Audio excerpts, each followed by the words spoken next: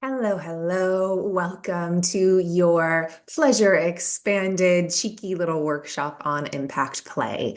I love talking about things that are taboo because I think if we talk about them in a more open, kind-hearted, loving way, it might be able to spark some interest, or you might be like, oh my gosh, maybe I can try this. It doesn't have to be that scary. If we don't know one another yet, hi, my name is Sarah Silverstein. I am the host of the Behind Closed Doors membership, and I love talking about pleasure and different ways to find it. So, for today, I thought it'd be nice to dive into the kink of impact play. If you are a paid member inside of the membership, then you already have access to Conscious Kink 101, which was a workshop that I co created with my incredible sexuality teacher, Kiki Marie. It is a few years old, but it's basically just the basics of kink and how to explore it and all the different things that are out there because everyone ticks in different ways. I am choosing to talk about this kink particularly because I love it. It is one of the ones that I was the most scared of because I had a lot of, previous ideas of what I thought it was or experiences that maybe didn't go so well. And I was like, what if I made something that was like, hi, welcome, come. It can feel like a delicious warm cup of your favorite beverage rather than something that can feel really scary. So I just want to say, come at this with an open mind as much as you can. If you start to feel overwhelmed at any moment, give yourself the gift of pressing pause and coming back at any time when you need it. But otherwise, let yourself just see, hey, how is this feeling in my body? What's going on here? I'm a big proponent of paying attention to your nervous system. So if you start to feel dysregulated or like, oh my gosh, what? Give yourself that gift of just a slow, deep breath, letting that exhale be even longer and giving yourself permission to feel grounded and safe wherever it is that you are. And I always say, do what feels right for you. If I say something that doesn't feel good, it doesn't have to, it's like not like gospel. It's not that serious. We're just here talking about different ways that you can find some pleasure and maybe some ways that you can start to endeavor down a different path. Or if you're like, nah, girl, I already know that I love this, maybe you'll gain something new. Maybe you'll just have that loving reminder of, hey, it's important to prioritize the pleasure that feels good for you. And I'm just going to celebrate you. And as always, if you ever need anything, message me. That is what I am here for. I am here to be your loving, caring, and supportive guide as you endeavor deeper into this land. And that's that. So, have an open mind, have a curious heart, see what could like potentially spark some pleasure in your life, and we'll see what happens. But before we dive in any deeper, I just want to spend a moment where you get to think to yourself, what drew you to checking out this workshop?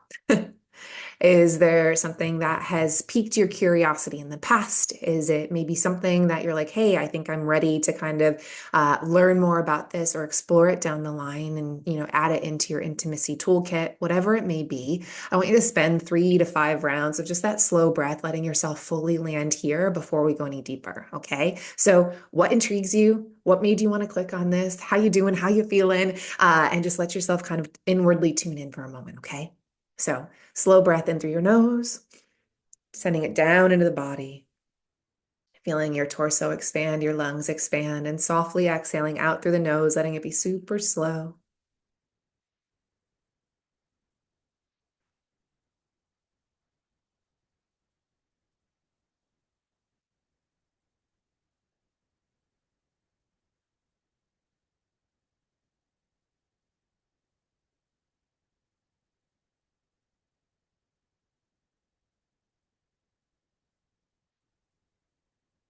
Using your breath to anchor you into this moment, into your body, checking in on yourself all the time. We're going to go a little bit further now. So I also just want to have a really large emphasis on the importance of safety and communication anytime you start to embark in this with someone else. Clear communication is going to be your best friend. Being able to feel comfortable enough to say no is really important. So if you don't know what your full body yes and full body no are, doing some or spending time, within yourself and getting really clear on what that is. This kind of kink does not benefit anyone from you being like, I'm just going to stick through it and I'm going to see what happens.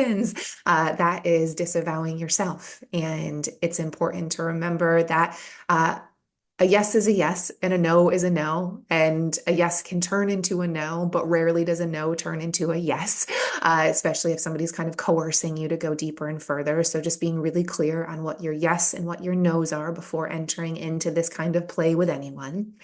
Consent is of the utmost importance. So just making sure that you're checking in with yourself and also with whoever you are with, whether you are receiving the impact play or you are giving it. It is really important that consent is checked on continually and also making sure that your safety is set up. So having something nearby that could feel like a soothing experience for you, or maybe practicing saying no to your partner before even getting into it and hearing what it's like coming out of your mouth. Obviously, this can kind of slip into a dangerous area very quickly. So I'm always a huge proponent of being like, no, no, no, I need to make sure I can say no to this person. I know that they're going to respect it, and vice versa. If I hear a no, then that means all hands are off and I'm pulling back. So again, remember that that no can come up at any time, and you can always say no, and everything should stop immediately. Safe words are really helpful to kind of endeavor deeper into this realm. So if you don't know what a safe word is, it's just simply that thing where you say it and that person knows, hey, I can't do this. For me, it's like sometimes saying no is really hard. So coming up with a different word like chimichanga or tomatillo or whatever it is that might make the moment a little bit lighter, but also a word that is unique. So if your partner hears it or if you hear it, you know, hey, we're stopping.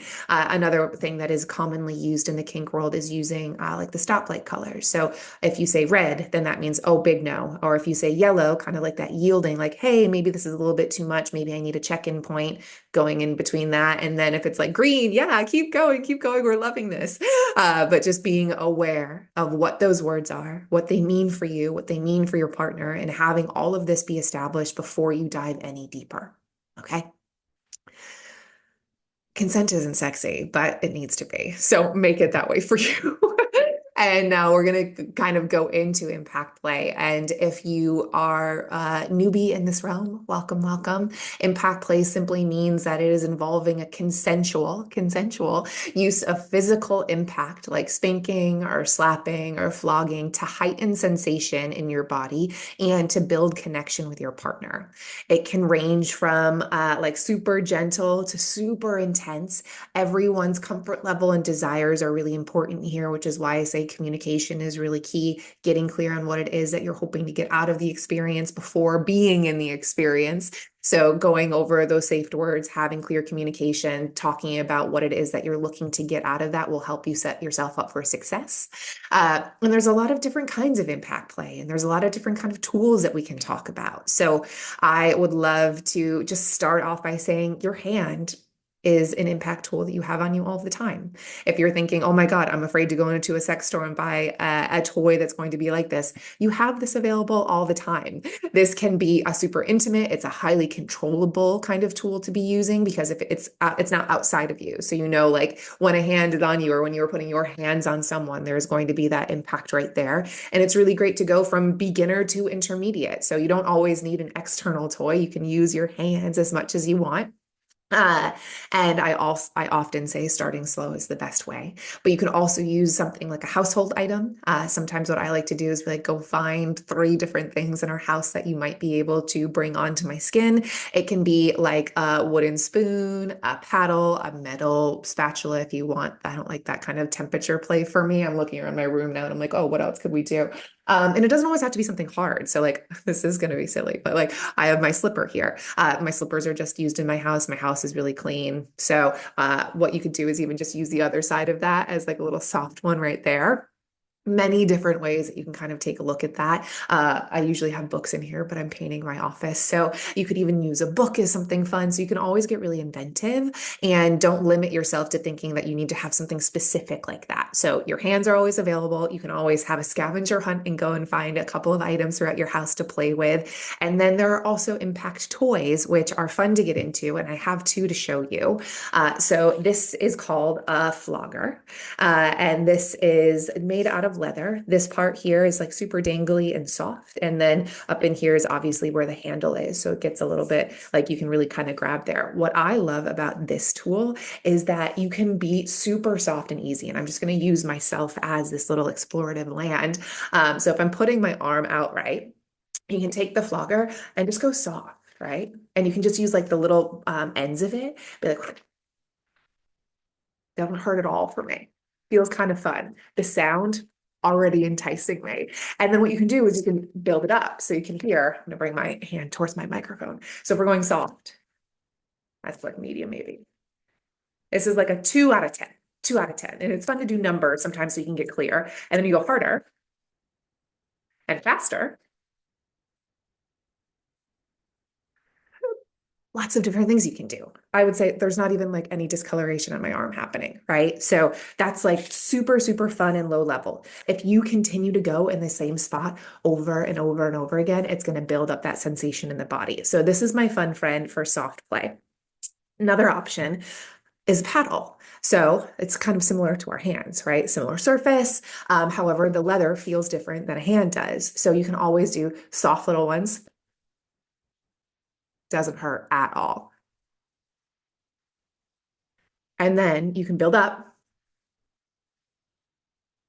Even still, that level that I was just doing is probably a 5 out of 10 for me if I'm hitting continually in the same point. Obviously, if you pull back and you're like, choom, choom, then it's going to build up even more and more. But I would say this is like the medium intermediate level. And then the highest level, which I don't own because I don't like it, is like a crop. So it looks like kind of like a longer tool where it's got like a little head on the top there. And there's one that's called the devil's tail. And when you hit it on your skin even once, it's too much for me. But some people really like that heightened level of sensation because they've talked about it with their partner. They know what their consent in their, they know what their consent is. They know what their safe word is. So you can build up and have some fun with that. For me, it's a no-go. I don't enjoy it. It does not feel good. But I know that because I explored it with someone that I felt really safe with. So again, building up that kind of connection is really important.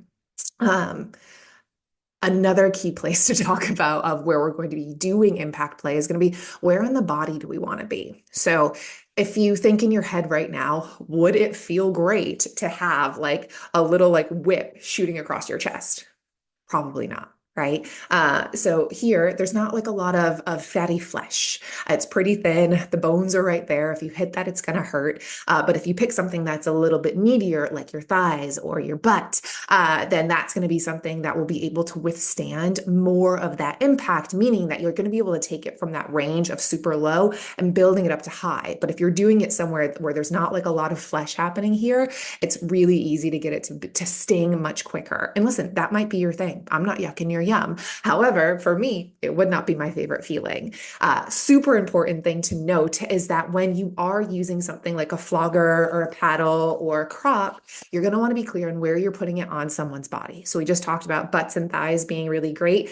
Areas to avoid is going to be the spine, the kidneys.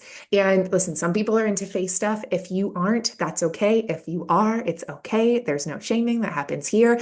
But again, this is going to be super sensitive. I don't want to mess my mug up. So no, thank you. But especially if you are somebody who is receiving the impact and say you're bent over something, so your butt and your thighs are really quite there, you want to make sure that the person who is doing that, or if you are doing it, that you are avoiding the kidneys, which are like in the lower back area. Because if you continue to hit that, hati-hati, which is like caution in Bahasa Indonesian, but it's just, it can get really dangerous because we don't want to harm your organs. We don't want to cause any lasting damage here. So being really aware of it and hitting the spine is just not the move. So sticking to fleshy areas is going to be your best friend and taking things slowly. So maybe we do a little exercise real quick. Why don't you grab your hand, or if you can look around right now and you can see something that you could use, even like your phone, right? Like this is still a flat thing. I just want you to experiment it on the forearm of you. Just want you to see what does it feel like to bring your hand onto your skin. Just a little flap. And then after you do a few that are like the same intensity, maybe you build it up. You go a little bit harder. Firmer sensation if it feels okay. Mine's starting to feel like a little stinging, which I kind of enjoy, honestly. And you can start to see maybe I'm getting a little bit more red here, right? So just playing with that and seeing how does that feel for you? The top edge of my fingertips on my skin, I don't like how that feels. That's similar to a crop. If I'm using the palm of my hand, it's flatter. feels better. I can build it up a little bit easier. It's not as intense so quickly. And for me, I'm the slow burn. So just seeing how does that feel for you? What is that like for you? I always say, go nice and slow, see what the sensations are like, and see how you can kind of explore that. Remember to breathe, my loves. So it's going to help you to stay grounded and relaxed, and you can really tune into the sensations when you're connected in with that breathing. So allowing that just to slowly move through you. Okay. And so if you are engaging in something like impact play, generally what they're called are scenes. So you are in a scene for an X amount of time. And again, you get to say no whenever you want to, and it gets to stop. But if you are in it, so generally what you're going to do is start slow, build up the intensity. Maybe you switch to a more intense toy. Maybe if you're into a crop, you switch into that too. But it gets to be your experience and what feels good for you. And you can always say less or more or yellow or green, green, green or red, no more. I love when I get to the moment of red because I know I'm done.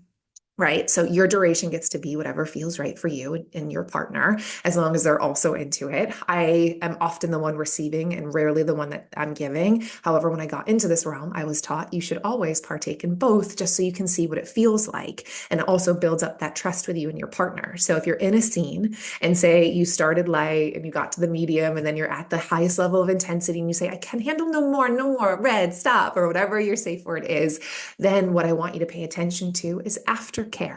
So when we're in something that is pretty intense like this, you're also going to need to make sure that you're going from this low level of like, okay, here we are. Now we built it up. Everything's really intense. Now you also need to get off of that roller coaster. So aftercare is an intentional time that is given after a scene like this. So it's where I want your partner and yourself to be fully there, where you can have support emotionally and physically.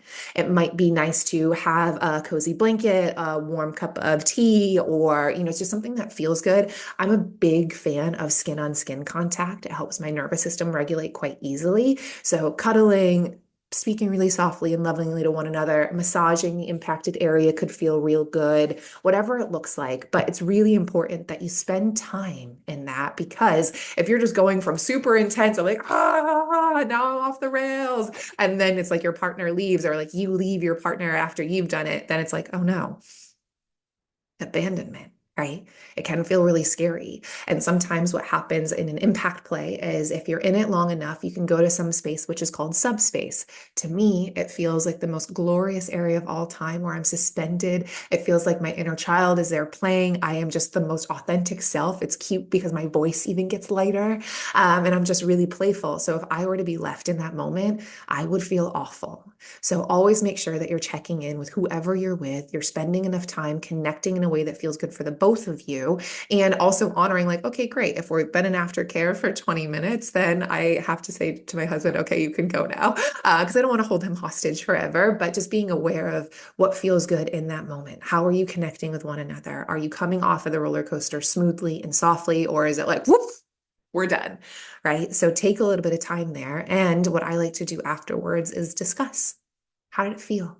What was going on there? I generally say take this conversation outside of the bedroom, because if you have different experiences, it can really kind of put a damper on how you're experiencing what it's like to try something new together. Or if it was really intense, you don't want to tell your partner in your, the sacred union of your bedroom or whatever it is that it happens, which could turn that space into a space where it doesn't feel safe and comfortable. So have a conversation afterwards. How did it feel? What came up? What was it like for you? I've experienced introducing a lot of people into this kink, and sometimes they love it and sometimes they hate it. And I have had previous partners say really horrendous things to me, like, oh my gosh, like, what, you're such a freak. And I was like, oh my God, am I? And I'm not, because we don't yuck on people's yums. We let them experience it. And just because that kink isn't for that person, it doesn't mean that either one of us are bad or that we're not showing up for the other person. It simply means you need more time to explore it in a different way that feels safe and okay, right? So I'm always aware of not to kink shame anyone. If a partner, which now I'm married, but if they came to me and were like, hey, this is what's happening here and this is how I'm feeling, then we're going to talk about it, and I'm going to get to hear their emotions and their experiences. And maybe that means something pivots, or maybe it means, hey, we're not going to kind of jive and get along on this. But communication, communication, communication, consent, consent, consent. And then go forth and have fun. Again, this is a flogger. This is a paddle. I don't have a crop here because I hate them. But you can always grab things around your house. Start slow. Build it up, see how it feels. Give yourself permission to explore and see how everything feels for you and your partner. And then you can decide, do I want to do it again? I generally say try everything twice. The first time you're going to be really in your head and it's going to be hard to drop into it. The second time you might have a more accurate portrayal of what it feels or what feels right for you. So take it slow. Keep the conversation flowing. If you need anything, I'm here to connect with you and be with you. And otherwise, go forth and play, find pleasure. And thank you for checking out Impact Play with me. Again, Conscious Kink is awaiting you if you want to dive deeper. And I'm always here if you need anything. Chat soon.